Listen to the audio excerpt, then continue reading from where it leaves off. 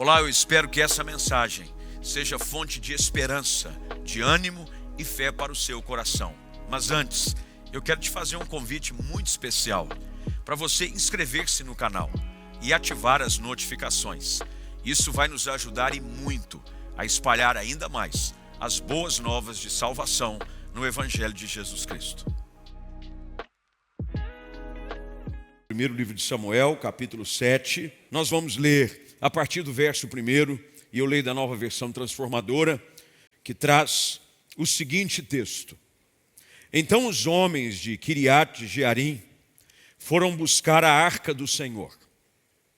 Eles a levaram até a casa de Abinadab numa colina e consagraram seu filho Eleazar para tomar conta da arca do Senhor. A arca permaneceu em Kiriat Jearim por muito tempo, 20 anos no total. Durante esse período, todo Israel lamentava à espera de alguma ação do Senhor. Então Samuel disse a todo o povo de Israel: se de fato vocês desejam de todo o coração voltar ao Senhor, livrem-se de deuses estrangeiros e de suas imagens de Astarote. Voltem o coração para o Senhor e obedeçam somente a Ele. Então, Ele os livrará das mãos dos filisteus. Assim os israelitas se desfizeram de suas imagens de Baal e de Astarote e serviram somente ao Senhor. Quero que você grife essa expressão, somente ao Senhor, somente ao Senhor. Então Samuel lhes disse: reúnam todo o Israel em Mispá, e eu orarei ao Senhor por vocês. Eles se reuniram em Mispá e tiraram água do poço e derramaram diante do Senhor. Também jejuaram o dia todo e confessaram que haviam pecado contra o Senhor. Foi em Mispá que Samuel se tornou juiz em Israel. Quando os governantes filisteus ouviram que os israelitas haviam se reunido em Mispá, mobilizaram seu exército e avançaram. Ao saber que os filisteus se aproximavam, os israelitas ficaram muito assustados. Não pare de clamar ao Senhor nosso Deus para que Ele nos salve dos filisteus, imploraram a Samuel. Então Samuel escolheu um cordeiro que ainda mamava e ofereceu ao Senhor como holocausto. Suplicou ao Senhor em favor de Israel e o Senhor o atendeu. Enquanto Samuel oferecia o holocausto, os filisteus chegaram para atacar Israel. Naquele dia, porém, o Senhor falou do céu com voz poderosa de trovão, provocando pânico entre os filisteus, e eles foram derrotados diante dos israelitas. Nós vamos ler até aqui. Peço gentilmente que você feche seus olhos, curve a sua cabeça.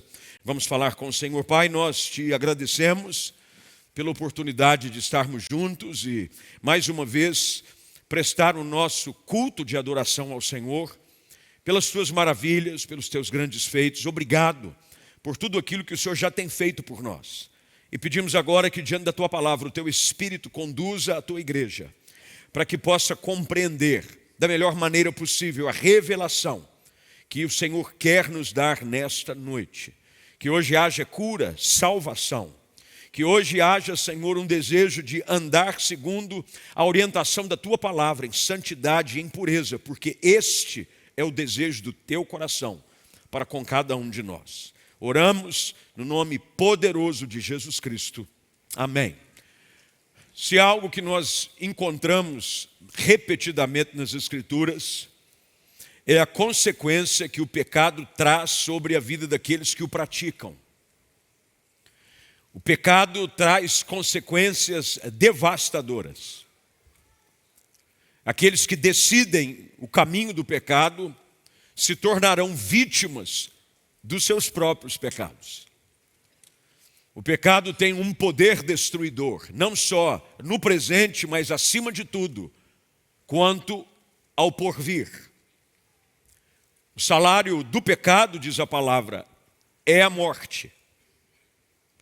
E o pecado continua produzindo destruição naqueles que escolhem o seu caminho. E durante as Escrituras, quando lemos textos, vamos perceber, desde o Gênesis, na queda do homem, quando o pecado encontra abrigo no coração do primeiro homem, da primeira mulher, que as consequências dessa escolha já produzem castigo, perdas. Quando você escolhe o pecado, você escolheu perder. O homem havia sido criado para viver no jardim, na presença de Deus. A morte não existia sobre a vida do homem, mas por desobediência e por escolher o pecado, eles foram expulsos do jardim. Encontraram a sentença de morte sobre os seus corpos. E como consequência, nós até hoje sofremos por causa do pecado adâmico. Por causa do pecado, a destruição vem sobre a terra através de um dilúvio. A corrupção da humanidade havia se desenvolvido de uma forma tão severa que Deus se arrepende de ter criado e lança sobre a terra um dilúvio que dura 40 dias e 40 noites. Nós vamos ver durante as Escrituras, do início ao fim, o poder destruidor do pecado. Quando o homem decide viver longe de Deus. Longe de Deus não há vida, longe de Deus não há esperança. Longe de Deus não há paz. Longe de Deus não há nenhuma perspectiva de dias melhores, seja no presente, seja no amanhã e quanto mais ainda na eternidade.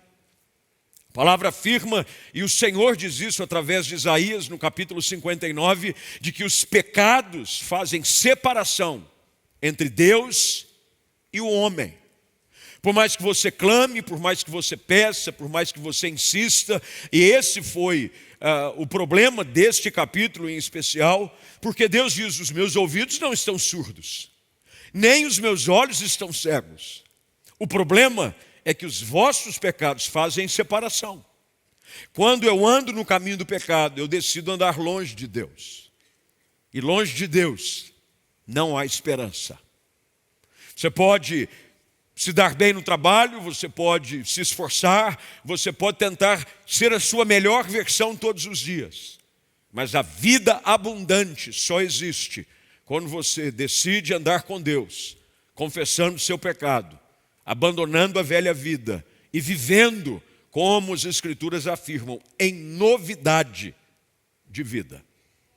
A história de Israel é uma história de idas e vindas, aonde o povo, ao andar com Deus, colhia das consequências, das bênçãos de se andar com Deus.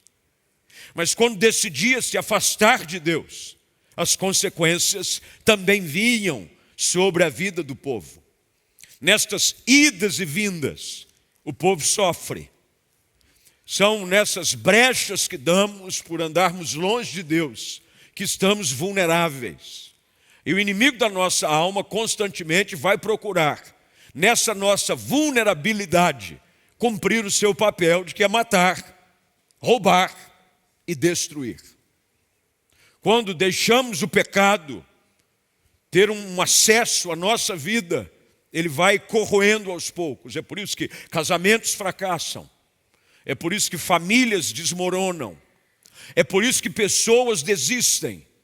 Porque o pecado vem com um peso avassalador sobre os nossos ombros. E ficamos como aquela mulher encurvada que vivia sempre, já 18 anos, sem poder caminhar por causa do peso que havia sobre os seus ombros. É difícil você caminhar com o peso do pecado. É daí que vem o convite de Jesus em Mateus 11, que nós deveríamos ir até Ele, os que estão cansados e sobrecarregados. A sobrecarga ali é a carga do pecado, é o peso. Aquele que Davi diz que enquanto calou o seu pecado, os seus ossos envelheceram. A alegria foi roubada do seu coração. Mas então eu confessei o meu pecado. O povo de Israel, por conta de uma decisão de andar longe de Deus, principalmente pela falha da sua liderança na pessoa de um homem chamado Eli, sofre consequências severas. Quando o maior inimigo do povo de Israel, os filisteus, prevalecem contra eles e levam aquilo que era o símbolo da presença de Deus, a Arca da Aliança. A Arca da Aliança era a representação da própria presença de Deus no meio do povo. Tanto é de que nenhum avanço de militar, nenhum progresso que se dava, acontecia sem que a Arca da Aliança fosse na frente. A Arca da Aliança representava o Deus que conduz o seu povo e vai à frente. Quando o povo vai cruzar o Jordão, a ordem que Deus dá é: põe a arca na frente, que o fluxo do rio vai parar. E quando o rio parar, vocês atravessam. E essa verdade continua estando presente na nossa vida até hoje. Quando Deus vai à frente, já cantamos como Cassiane, Deus vai à frente, abrindo caminhos, quebrando as correntes e tirando os espinhos. Mas é quando Deus vai à frente. O povo desobedece, o povo peca, e o pecado afasta a presença de Deus. É impossível você viver no pecado e usufruir da presença de Deus. O nosso Deus é um Deus santo e exige do seu povo uma atitude e uma vida de santidade. É por isso que João escreve na sua primeira carta de que se todavia pecarmos, isso quer dizer, o pecado não pode ser uma prática, tem que ser uma fatalidade na vida de quem anda com Jesus. Aquele que é nascido de Deus, João confirma isso no capítulo 5, não vive na prática do pecado. Mas caso eu venha a falhar e pecar, a palavra de Deus diz que nós temos um justo advogado junto ao Pai, Jesus Cristo. Isso quer dizer de que se em algum momento, pelas minhas falhas, por um deslize da minha parte, eu vier a tropeçar, o desejo de Deus é que eu clame por misericórdia, me arrependa e volte a andar no caminho de Deus. O povo decide por outro caminho. E a arca é levada. A arca é levada, mas a presença de Deus produz estragos no território filisteu. Eles colocam a arca do Senhor no templo do Deus dos filisteus, quando num dia, de repente, ouve-se um barulho e a imagem que representava o seu Deus cai por terra e a cabeça dele foi separada do seu corpo.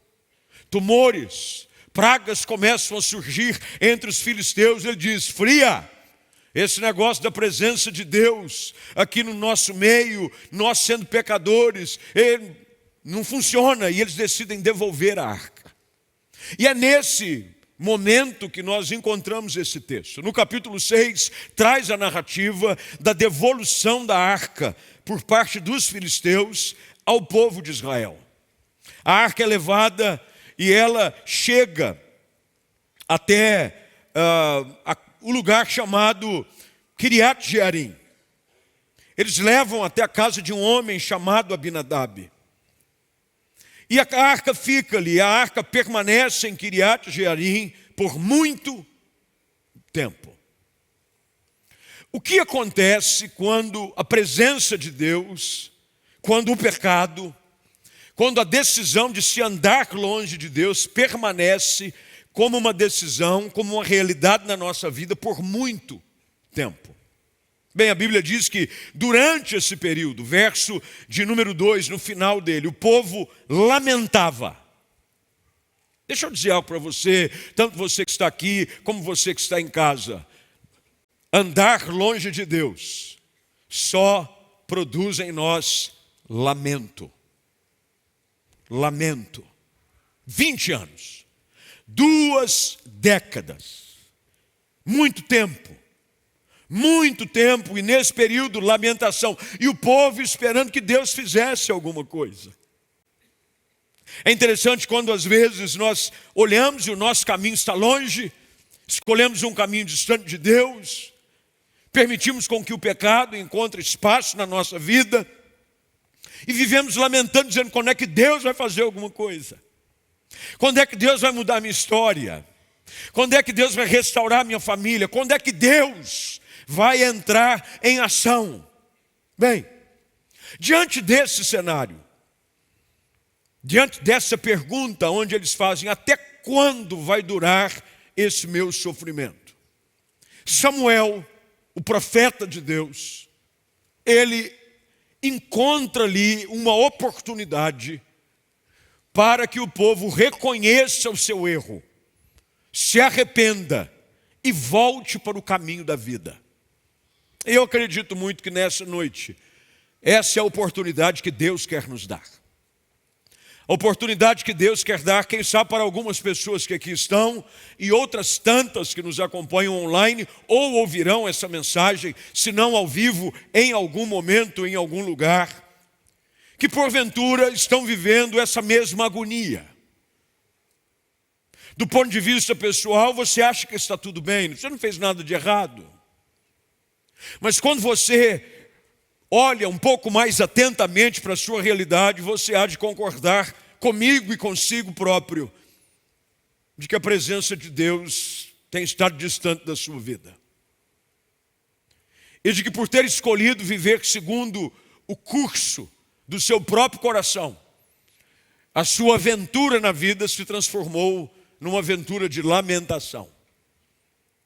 Você poderia inclusive ajudar a criar capítulos novos para o livro de Lamentações de Jeremias. Você poderia colocar Lamentações com seu nome endossando. É só lamentação. Só lamentação. Só lamentação.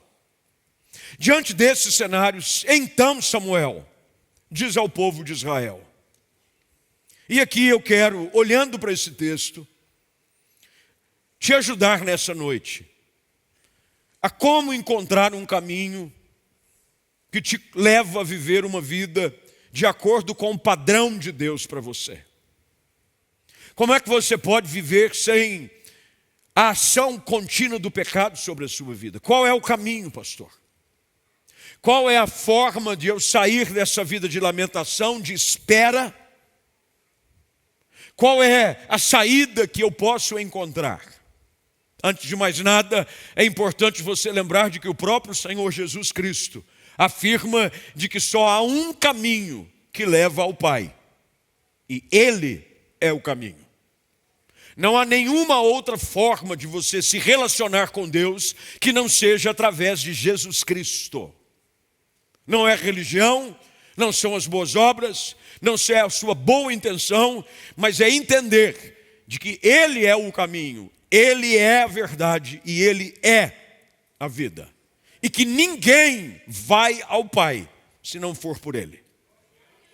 Portanto, quando Samuel vê a realidade de sofrimento do povo, um povo que havia sido escolhido e eleito para ser nação santa, um povo que Deus havia tirado de uma escravidão, de um longo tempo sobre o domínio dos egípcios, agora havia se colocado debaixo de um estado de lamentação. E meus queridos, é importante você notar de que essa é a mesma questão com relação à nossa vida. Deus não nos chamou para vivermos uma vida de lamentação e sofrimento debaixo da ação do pecado. Deus nos chama para viver uma vida abençoada. E é por isso que Paulo escreve aos Efésios de que Ele já nos abençoou com toda sorte de bênçãos celestiais, mas em Cristo Jesus. Uma vida aquém daquilo que Deus tem para nós é uma escolha insana, insensata. Sofremos debaixo de escolhas estúpidas, por caminhos egoístas, ludibriados pela atração e pelas paixões do mundo, e nos levam exatamente a este mesmo cenário que Israel se encontrava. 20 anos, 2 décadas, muito tempo de lamentação, opressão e sofrimento. Samuel agora se levanta como um atalaia de Deus, um proclamador do caminho de volta. E sabe o que eu acho fantástico? Não importa o tempo que você esteja longe de Deus, há sempre uma oportunidade e um caminho para voltar. Sempre. Ele diz que ele não faz acepção de pessoa nenhuma. Não importa quanto tempo você já tem estado longe. Não importa se foram 2 décadas. Não importa se foram 2 anos, 2 meses, 2 dias. O que eu sei é que 1 minuto ou 1 segundo longe de Deus já é tempo demais longe de Deus. E Samuel agora, vendo o desespero do povo, o lamento do povo, eles se levantam. Ele se levanta e agora no verso de número 3, ele dá o mapa para a restauração da presença de Deus e como consequência natural, a restauração da glória de uma nação que Deus havia chamado para ser sua. O caminho é simples e eu apenas quero apontá-los nessa noite. Samuel se levanta e diz: se de fato, há aqui uma questão extremamente importante logo no início da palavra de Samuel. Enquanto eu não for sincero e convicto sobre o meu desejo de andar com Deus, nada vai mudar. Nós não podemos decidir andar com Deus tomados por momentos de emoção de um culto, nem por uma palavra que nos constrange. Não podemos ser movidos pelo ambiente da música. É necessário que haja um desejo real, firme, de escolher uma nova vida em Jesus. Eu tenho visto que, infelizmente, muitas pessoas vivem num ciclo vicioso de altar e vida longe de Deus. Vem para um culto, o ambiente o comove, a palavra o constrange, e movido pelas suas emoções, ele diz: agora eu abandono tudo, agora eu vou andar com Deus, agora eu vou deixar o pecado. Mas o agora dele, exatamente é um agora. É só agora. Agora eu vou andar com Deus. Mas depois, depois eu já não sei, é agora.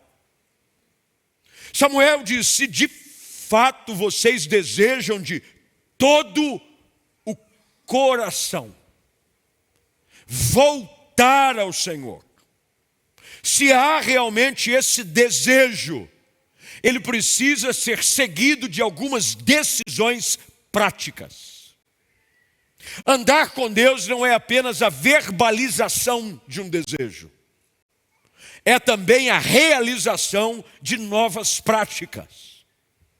É abandonar os velhos caminhos, é romper com os laços do passado e decidir caminhar agora em novidade de vida. Qual é esse caminho para o arrependimento? O que é voltar-se para Deus de todo o coração? Primeira coisa que Samuel diz, e o texto é claro, e por gentileza, como sempre, sublinhe, grife e anote em algum lugar. Samuel diz: livrem-se de seus deuses estrangeiros e de suas imagens de Astarote. Livrem-se dos seus deuses estrangeiros e de suas imagens de Astarote. O que Samuel está dizendo aqui é que algumas coisas haviam ocupado o lugar de Deus na vida do povo. A idolatria. Algumas coisas haviam ocupado a devoção do coração do povo. E Samuel está dizendo: se de fato o desejo de vocês é voltarem-se de todo o coração ao Senhor, precisa haver uma atitude que corrobore o que você está dizendo. Às vezes nós falamos que temos desejo de fazer alguma coisa. Tem gente que diz assim: não é, eu vou como objetivo no segundo semestre. Era o primeiro, mas agora você passou para o segundo. Perder peso. Havia um plano para o primeiro, não deu certo. O inimigo levantou, Aí você diz agora, vai para o segundo semestre, agora eu vou perder peso. Você apenas dizer que vai perder peso é um desejo do seu coração. Mas se você não mudar algumas coisas na sua vida, não tem anjo do emagrecimento. Não tem unção que murcha o crente. Não tem. Você tem que tomar decisões. Isso quer dizer, eu vou abandonar coisas que produzem aquilo que me incomoda. Então eu vou deixar refrigerante. Oh Deus, ajuda. Vou cortar o doce. Tem misericórdia de nós. É ou não é? Não vou mais comer carboidrato. O sangue de Jesus tem poder. Eu não vou... Quer dizer, você não vai viver. Mas você tomou decisões. É um corte radical. Você precisa, baseado na sua escolha, ter atitudes práticas. Por que algumas pessoas não experimentam essa nova vida em Deus? Porque se torna apenas um discurso, mas não uma prática. Samuel está dizendo, se é de todo o vosso coração, livrem-se. Olha que coisa interessante, é nós que nos livramos. Ah, mas se Deus quiser, Ele vai mudar essa situação. Não, Deus quer. É você que precisa ter uma atitude que mude a realidade. É romper com alguns laços, com algumas práticas.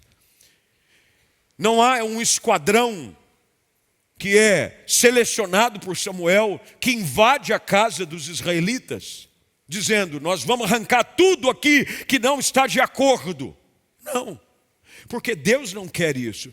Deus quer que a presença dele seja desejada mais do que qualquer outra presença na sua vida. E para que a presença de Deus encontre espaço na sua vida, você tem que dar lugar.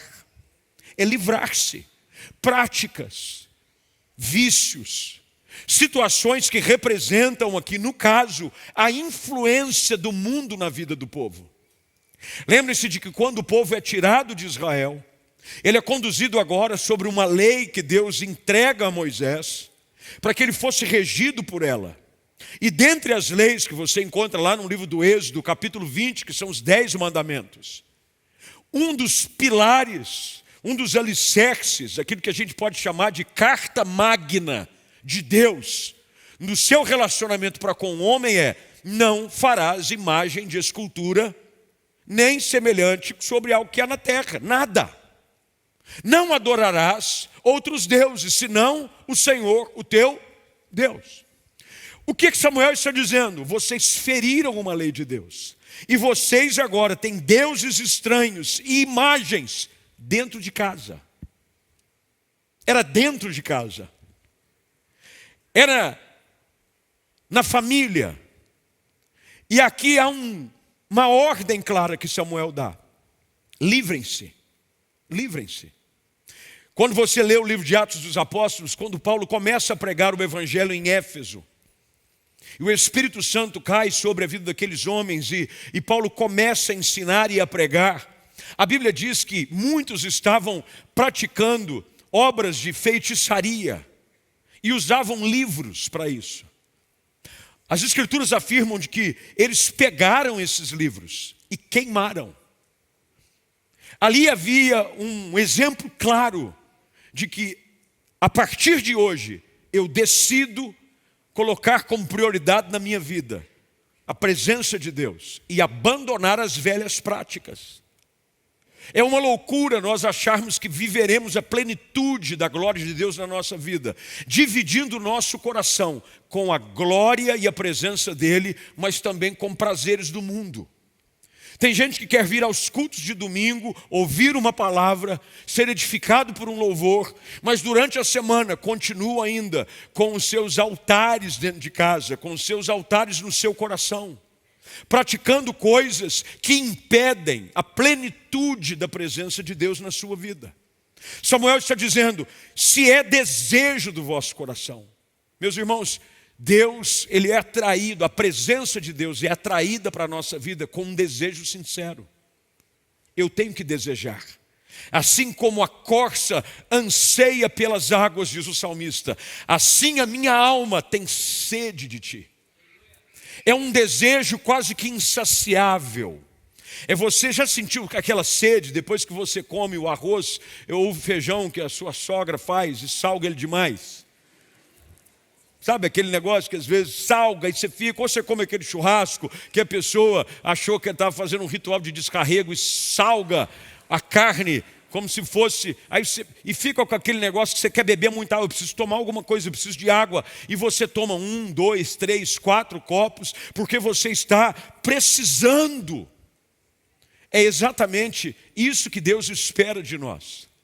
É que haja um desejo do nosso coração tão grande pela presença de Deus, de que nós estamos dispostos a abrir mão de qualquer outra coisa na nossa vida que ocupe o seu lugar na nossa própria vida. Segunda coisa que Samuel orienta aqui que o povo deveria fazer é, ao voltarem o coração para o Senhor, obedecer somente a Ele. O caminho para a bênção necessariamente passa por uma decisão de obediência incondicional a Deus. A bênção e a maldição, e quando você vai ao livro de Deuteronômio, quando as bases do relacionamento com Deus são estabelecidas nas leis mosaicas, você vai ver que a base ela é exatamente essa. A bênção, quando eu obedeço. A maldição, quando eu desobedeço. Samuel está aqui nada mais do que lembrando o povo qual é o princípio para o fluir da bênção de Deus no meio de toda a congregação. Ele diz, vocês precisam obedecer somente a Ele. E nós temos que, quase que de forma geral, concordar com o fato de que muitas vezes os nossos desejos têm sido divididos e nós temos obedecido mais à voz do nosso coração, a voz do curso do mundo, a voz da influência da sociedade, do que a voz do Espírito Santo falando ao nosso coração. Quando eu decido obedecer somente ao Senhor, as bênçãos se tornam consequência na nossa vida. Você vai ver de que há aqui uma palavra que Samuel usa como uma relação entre causa e efeito. Se você ler o verso de número 3, ele diz, voltem o coração para o Senhor e obedeçam somente a Ele, ponto e vírgula. Então, Ele os livrará das mãos dos filisteus. É uma equação simples que Samuel está passando. A bênção não é algo que eu busco, o que eu busco é relacionamento com Cristo. Quando eu busco relacionamento com Cristo, naturalmente, Ele vence os meus inimigos, Ele me dá a vitória, Ele muda a minha realidade, Ele abre o céu sobre a minha vida, porque eu decidi estar do lado daquele que me abençoa. É isso que Samuel está dizendo. Ele está dizendo, então Ele os livrará das mãos dos filisteus. Ótimo, a cartilha foi dada, agora é hora de colocar em prática. E eu espero que você coloque em prática, assim como o povo coloca no texto, o que nós estamos ouvindo hoje pela voz do Espírito Santo. Olha o que a Bíblia diz no verso de número 4. Assim, os israelitas se desfizeram de suas imagens, de Baal e de Astarote, eram os deuses pagãos, e serviram somente ao Senhor. Serviram somente ao Senhor. Só depois veio a oração de Samuel. Numa certa ocasião, eu estava aqui num culto de terça-feira, e o culto de terça-feira é um culto bastante típico, né, e bem particular dentro da semana na igreja, porque é um culto que vem gente de toda a cidade, tem gente de outras cidades que vem no culto de terça-feira, e Deus nos abençoa, é um tempo precioso de salvação, Deus nos visita, mas vem pessoas com algumas crenças um pouco distorcidas, há muito sincretismo presente na vida das pessoas. E um dia eu estava aqui descendo o culto, acabou o culto, veio uma senhora falar comigo. Falou, eu queria que o senhor orasse para que o meu filho fosse abençoado numa situação que ele está enfrentando. E enquanto eu falava com aquela senhora, eu notei claramente, pendurado no pescoço do menino, um monte de santo. Tinha santo de tudo que você imaginar. Santo daqui, santo de lá, figa, olho grego. Aí eu disse para aquela senhora, eu falei, minha senhora, nós vamos perder tempo. Ela falou, como assim, pastor? Nós vamos perder tempo. Porque, olha só, a palavra de Deus diz que Ele não divide a glória dEle com ninguém. E está claro aqui no peito do seu filho, de que ele está crendo num monte de coisa. Ele está crendo no olho grego. Aliás, vou dar uma dica. Esses dias eu entrei numa pessoa, começou a me seguir no Instagram, e eu de vez em quando, olha, de vez em quando dou uma olhada, eu vou ver quem que é, vai que não é inimigo. Aí eu coloquei, olhei, tinha um nome, tudo posso naquele que me fortalece. E um olho grego na frente. Não entendi nada.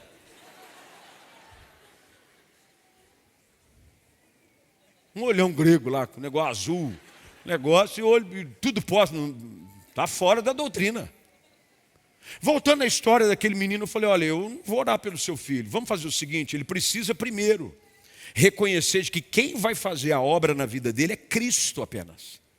Porque ele está dividido aí, porque a Bíblia diz que nós não podemos ficar divididos entre dois pensamentos, mas no caso do menino ele tinha vários pensamentos. Não eram só dois, tinha vários. Ele estava apelando para o que aparecesse. Falei, não, aqui deixa eu explicar. Ele precisa primeiro abrir mão do olho grego aí, dos negócios, tudo, e entender. Ele tem que dizer, não, eu creio em Cristo, abandono essas velhas práticas, não há outro Deus além do Senhor. Aí nós vamos orar. Ela falou assim, então deixa a oração. Falei, então tá certo, você vai sem oração. E foi embora. E saiu ainda praguejando. Mas sabe de uma coisa? Infelizmente a atitude dela se torna algo comum na vida de muita gente. Olha a atitude de Samuel. E preste bem atenção no texto, porque o texto por si só nos orienta qual é o processo. Primeiro eu reconheço o meu pecado. Primeiro eu declaro de todo o coração que quero servir somente a Deus. E por conta disso eu abandono as velhas práticas. E só assim, verso de número 5. Então Samuel lhes disse, reúnam todo Israel em Mispá, e eu orarei ao Senhor por vocês. Sabia que tem algumas coisas que nós oramos e que nós estamos perdendo tempo? Pastor, mas o senhor está agora, o senhor é heresia. Que isso? O senhor dizer para mim que orar, perder tempo, é porque tem algumas orações de que elas são um contrassenso na sua vida. Você pede para Deus te abençoar, mas você escolhe todos os dias viver em desobediência. Você pede para Deus restaurar a sorte da sua família, mas você vive preso no pecado. O que Samuel leva à compreensão do povo, o que nós precisamos entender aqui, é de que enquanto não houver uma consciência clara de que eu preciso de uma nova vida, de que eu preciso abandonar o peso do pecado e só assim clamar ao Senhor dizendo, muda a minha história. E aí Samuel vem e diz, vocês vão jejuar, vocês vão clamar. E o verso de número 6 tem um ato aqui que parece sem sentido, mas o simbolismo dele é muito profundo. Olha o que diz o verso 6, eles se reuniram em Mispá e tiraram água do poço e derramaram diante do Senhor. Mas por que eu vou pegar água de um poço e vou derramar perante o Senhor? Há um símbolo aqui. Se tem uma coisa que você não pode recuperar de volta, é a água que é lançada na terra. O que o povo está mostrando ali é o seguinte, é uma entrega incondicional e sem volta. Nós decidimos nos entregar de forma total. Eu me derramo, já ouviu essa expressão? Eu vou derramar o meu coração na presença de Deus. Você já usou essa expressão? Você já viu na Bíblia essa expressão? Eu vou derramar o meu coração na presença de Deus. O povo vem e derrama como símbolo essa água, dizendo, eu me entrego sem querer de volta recuperar o controle. E a Bíblia diz que eles jejuaram e confessaram o pecado contra o Senhor. Quando há confissão de pecados, quando há arrependimento, quando há entrega, quando você abdica das velhas práticas, você não precisa se preocupar mais contra os filisteus, que representam aqui o inimigo da nossa alma hoje. A Bíblia diz que os filisteus, ouvindo de que o povo agora havia se congregado para jejuar e orar, eles vão tentar atacar. Você já ouviu alguma pessoa dizer assim: pastor, depois que eu decidi ir para a igreja, parece que a coisa piorou. Foi só eu decidir entregar meu coração a Jesus, viu? E parece que o inferno se levantou. Bom sinal. Isso quer dizer que o diabo já percebeu que você tomou a decisão de abandonar a velha vida e caminhar agora em novidade de vida. Foi exatamente isso que aconteceu. A Bíblia diz que o verso de número 7, os governantes ouviram que Israel havia se reunido em Mispá e mobilizaram o seu exército e avançaram. E ao saber os filisteus que os filisteus se aproximavam, eles ficaram assustados. Mas olha a orientação que Samuel dá: vocês continuem suplicando ao Senhor. E o verso de número 9, lá no finalzinho, diz que o povo suplicou ao Senhor.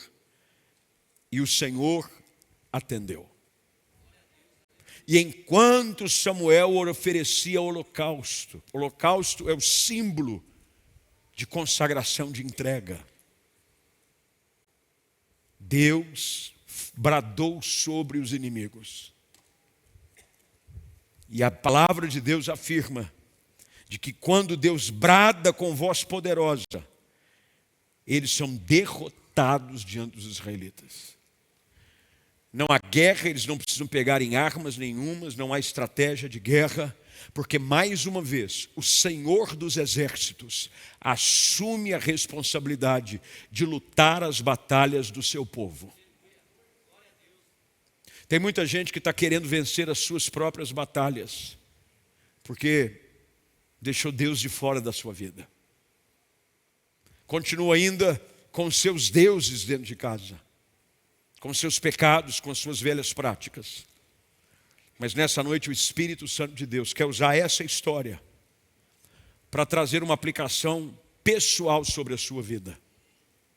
De que não há por que você viver em lamentação mais tempo, não há por que você viver debaixo de opressão mais tempo.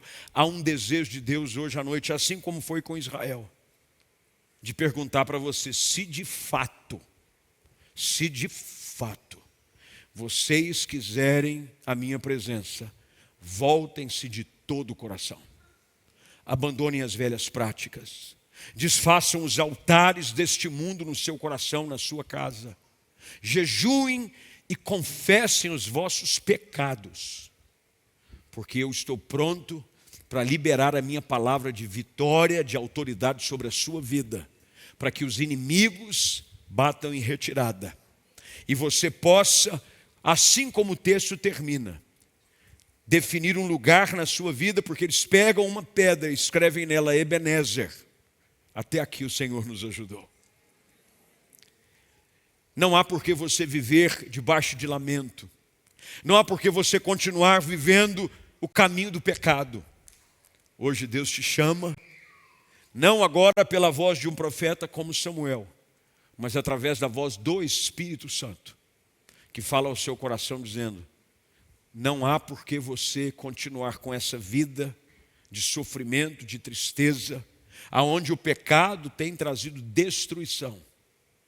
Se você de todo o coração decidir voltar ao Senhor, se prepare para começar a viver um melhor tempo de Deus na sua vida. Longe da acusação do pecado, com seu nome escrito no livro da vida, com bênçãos sem fim sendo derramadas sobre a sua vida e com a garantia da eternidade, aonde você viverá para sempre, no lugar aonde Jesus prometeu para cada um daqueles que o amam.